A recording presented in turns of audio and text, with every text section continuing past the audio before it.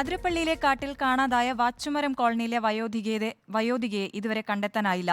കഴിഞ്ഞ 4 ദിവസമായി പോലീസും വനംവകുപ്പും തിരച്ചിൽ നടത്തുന്നുണ്ടെങ്കിലും ഫലം കണ്ടില്ല. തിങ്കളാഴ്ചയാണ് വിറക് ശേഖരിക്കാനായി വാച്ചുമരം കോളനിയിലെ അമ്മിണിയെ കാണാതായത്. തിങ്കളാഴ്ച 4 മണിയോടെ അമ്മിണിയെ വനത്തിൽ കാണാതായത് മുതൽ തുടങ്ങിയ തിരച്ചിൽ ഇപ്പോഴും തുടരുന്നു. ആദ്യം വനംവകുപ്പ് ഉദ്യോഗസ്ഥരും കോളനി നിവാസികളും ചേർന്ന അന്വേഷണം, പിന്നീട് പോലീസും ചേർന്നു. രക്ഷയുണ്ടായില്ല. ഡ്രോൺ ഉപയോഗിച്ച വനത്തിൽ പരിശോധന, സ്നിപ്പർ ഡോഗുകളെ ഉപയോഗിച്ചു.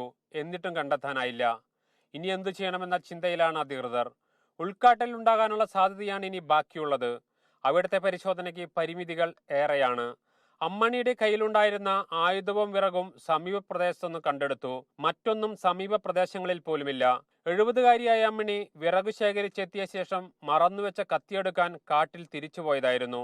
കണ്ണിന് കാഴ്ചക്കുറവും മറ്റു വാർദ്ധക്യ പ്രതിസന്ധികളും ഉള്ളയാളായിരുന്നു അമ്മിണി. റിപ്പോർട്ടർ, തൃശൂർ.